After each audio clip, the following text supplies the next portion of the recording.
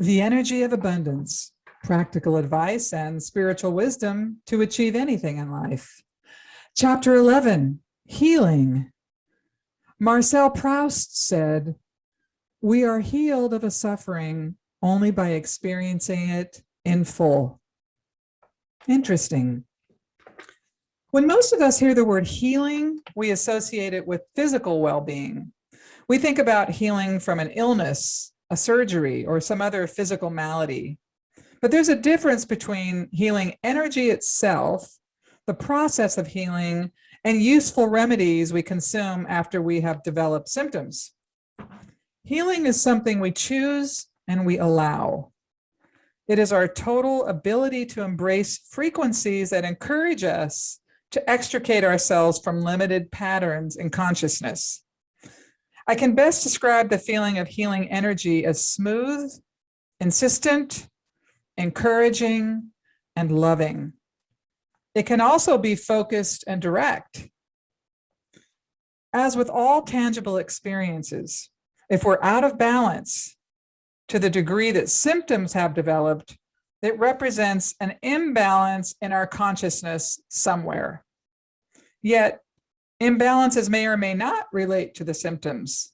We can't always identify or correlate a physical symptom with an energetic imbalance. We don't have the science for that yet. We can make good guesses, as there are consistencies in certain patterns. But in the healing process, what is most important is that we stay open to healing in terms of what needs to be healed, rather than just the external result of feeling better. Although external remedies and healing modalities can be very useful and we need them, those remedies themselves do not heal us. They address the discomfort of our symptomatic experience. And we need them. And in this awareness lies a contradiction. No one can heal you but you. And at the same time, no one is more important to us than healers. What healers do is elevate our consciousness, give us an opportunity to broaden our awareness. Healing is the removing of lower level energies in consciousness, or the permanent insertion of higher level frequencies into our consciousness.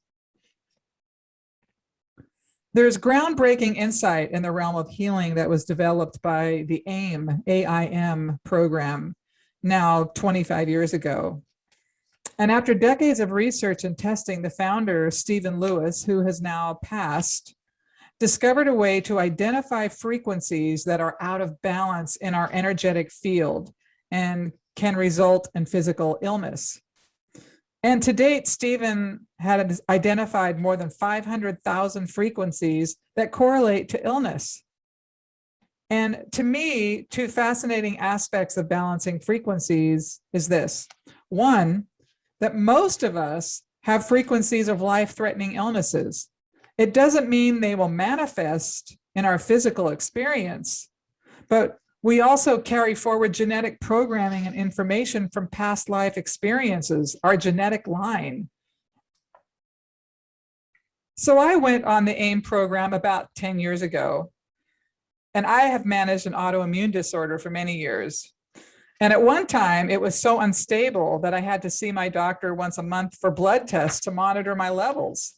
The very month I went on the AIM program, my condition stabilized. And it has been stable ever since. I'm on the same dose of medication. I see my doctor twice a year. And when I do, it's practically a social visit. The approach of balancing frequencies deals with the consciousness of the person.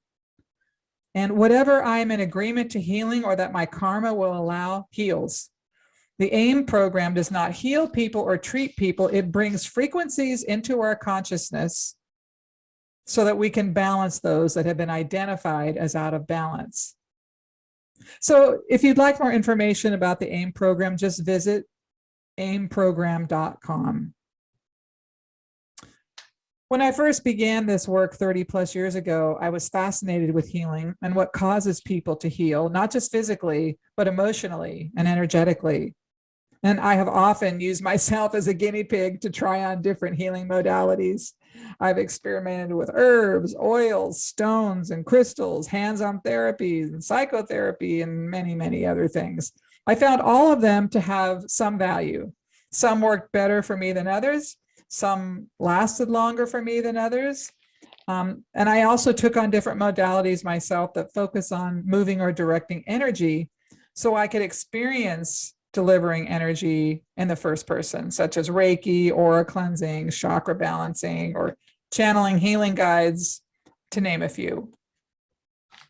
During one part of my specific psychic training at the Berkeley Psychic Institute, I learned how to connect with my spirit guides, including a healing guide. And a healing guide has a slightly different relationship with us than a typical spirit guide relationship. It's much more antiseptic from my point of view. Spirit guides feel a lot like dear and trusted friends, while healing guides feel more like a doctor you once had that lacked bedside manner. So what follows are my observations based upon my decades of experimentation. Number one, healing is not a one-sided proposition. I can use a healing modality to move someone's energy around, and it can be effective in the moment, but it's usually temporary. It gets if and until the individual assumes responsibility for their healing and shifts it in their consciousness, it doesn't become permanent. So the client may get some relief temporarily, and that's helpful, but ultimately the client has to shift from a consciousness level. Two, healing is a multidimensional process. Our bodies are not in one place, our health in another, our finances in another, and our relationships in another. Our health is a reflection of what we believe and how we treat ourselves and what we think about ourselves, what we tell ourselves. And it all originates from our consciousness, which includes genetic components, past lives, and karma. Three, what works for me may not work for you. I referenced above how I have experimented with many different modalities. I know a lot of practitioners, therapists, healers of all kinds. Some have incredible experiences with Reiki or shamanic or chiropractic healing. Others find them totally irrelevant. What is most important is that we stay open to receive what will work for us. And this is why inner guidance is integral to healing. Because if we listen to external input about what will work for us, it'll be hit and miss about whether or not something will help us. I have a 30-day prosperity plan that's free, and thousands of people have used it. Some people have had miraculous results, and some people have had minimal results. And that's because it depends upon where each individual is resonating in their awareness and where they are on that continuum. Some people need energy work, others need body work, others emotional work. Some need coaching or any combination. We have to address the most imbalanced issue at the beginning. But the ability to keep an open mind, and more importantly, an open heart, and not come at healing from fear, is relevant. And it's important to being able to access those modalities or frequencies that will cause us to heal ourselves. Number four, time is not relevant in healing. When we bring frequencies into balance, no matter what dis-ease exists in our consciousness, it cannot manifest. It doesn't have any charge on it any longer to produce an outcome. There are times people will receive treatment for years and never heal from their problem. Other times people will heal and shift instantaneously.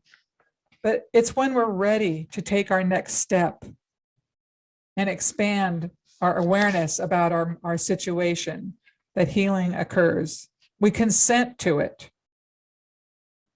Number five, playing the energy game makes a difference. When we insert high vibration frequencies into our situation, we influence it. If we have a karma to be unwell in this lifetime, perhaps to learn about healing or the value of life, we may have to contend with illness after illness. Yet we still have the ability to influence outcomes within the structure we have available to us in the lifetime. In addition to personal influence, there are a few miraculous people on the planet who seem to have mastered the ability to project healing energy onto us in a profound manner. But they are few and far between, and often difficult to access. So these enlightened masters, high vibration individuals, tend to be in remote areas of the world. There's a reason for this. My experience with high vibration individuals is that they need a layer of protection from dense and mundane frequencies on the planet. And if they lived in high population areas, they would be overrun by the energy of desperate people. They live in areas where those who really want to receive what they have to offer must go to the effort and expense to seek them out. And this significantly limits their exposure to low-level consciousness entities and energies. This is just a point of view I have about it. I'm not saying it's fact. Number 6, healing is a natural inclination. We are hardwired to heal. Life is conspiring for us to heal and to be abundant. And the nature of divine consciousness is love itself. Love is always being directed to us. And love itself is a healing energy. Even more, we are love. It's in our DNA. And the more we can allow love in all forms into our awareness, the more we access healing. But in the human experience, we tend to focus on our problems.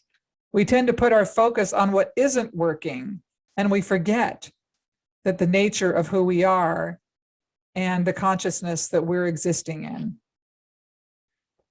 Sometimes we look at healing as an act of achieving something. I reached this benchmark.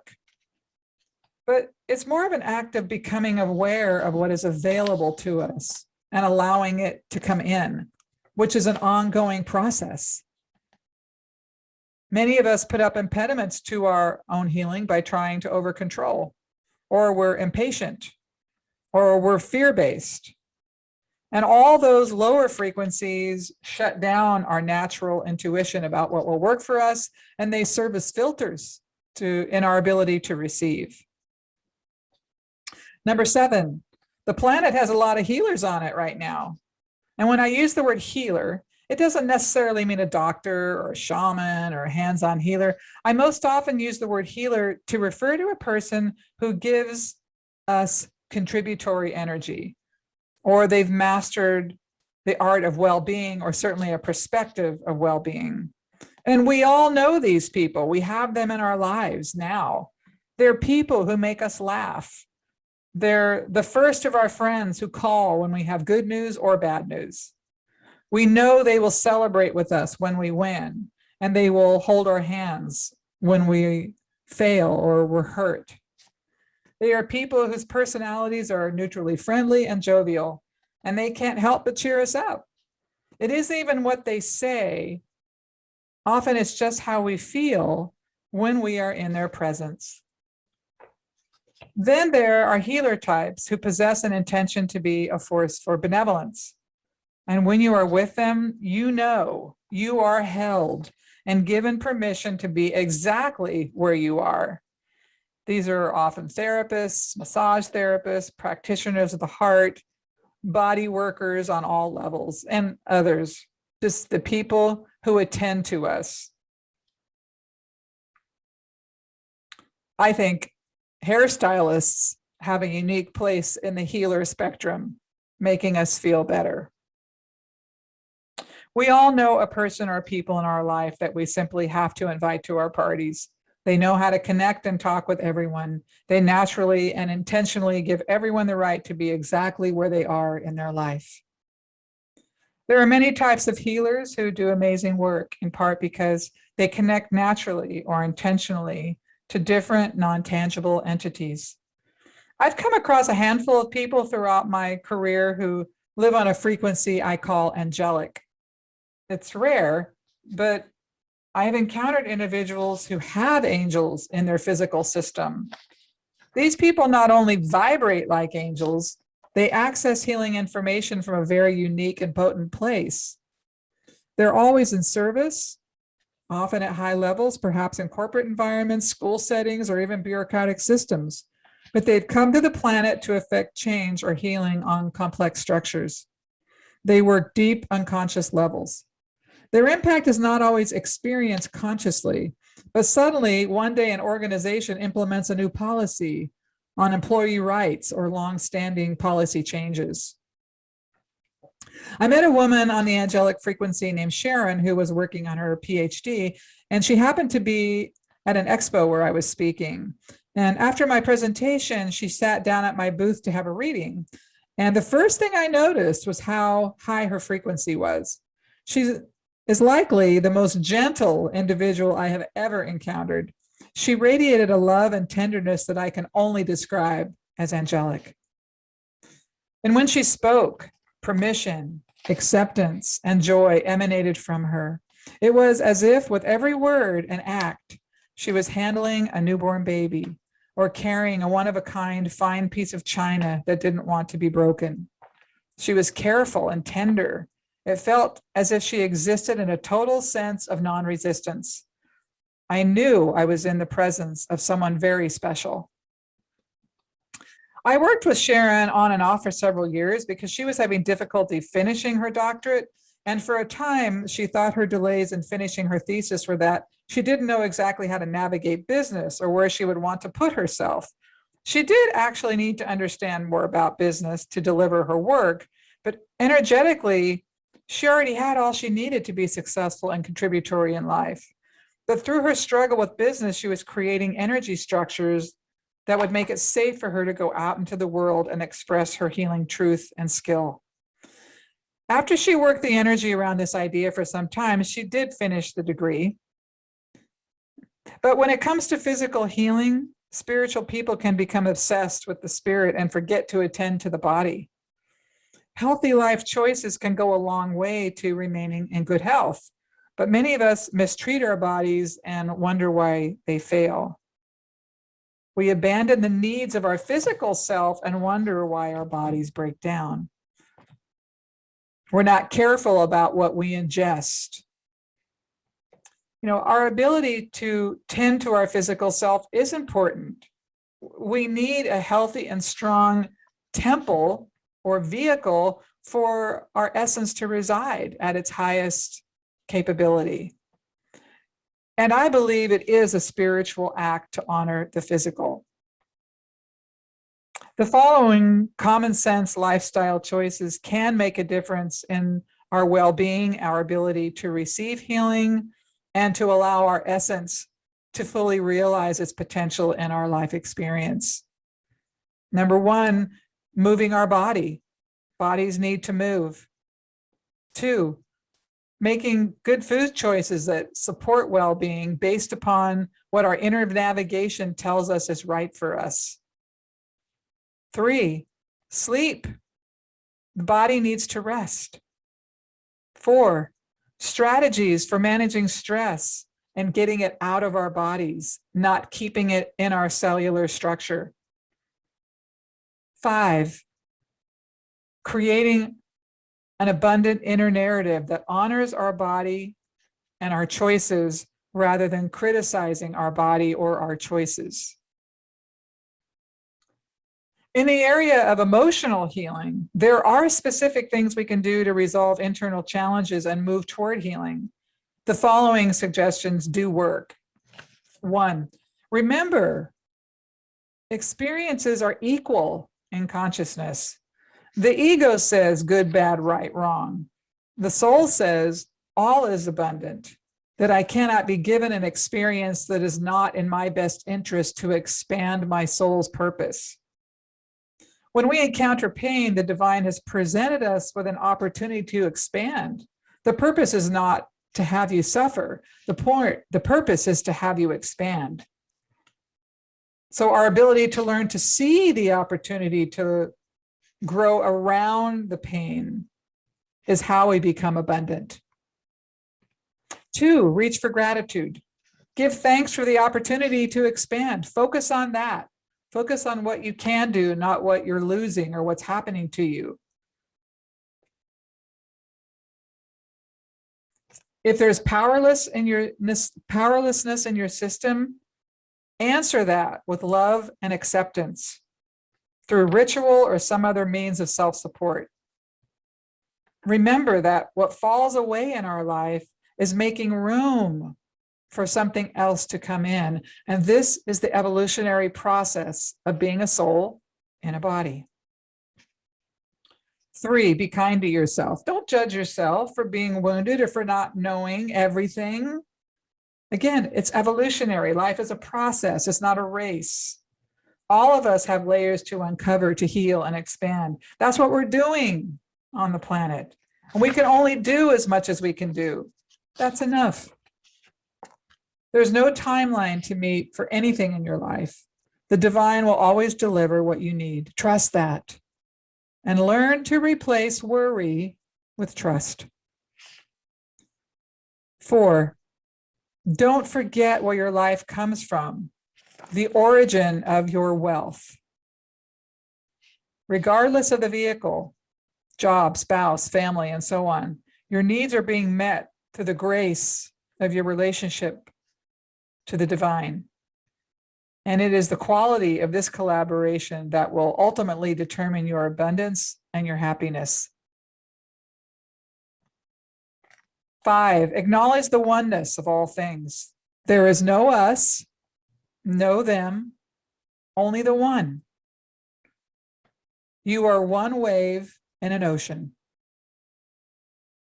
Allow the feeling of connection in life to wash over you and have an awareness of this always. You are absolutely a wave in the ocean of life, and everything we do affects everything else. Acknowledge the God consciousness in you. Activate it on purpose. Recognize that as you heal yourself, you heal and expand the whole, not just you. You are mighty and powerful just for being you. One person can and does make a difference. 6, take time to take care of yourself mentally, emotionally, spiritually, and physically. This is how you stay awake to connection, to insight, to intuition.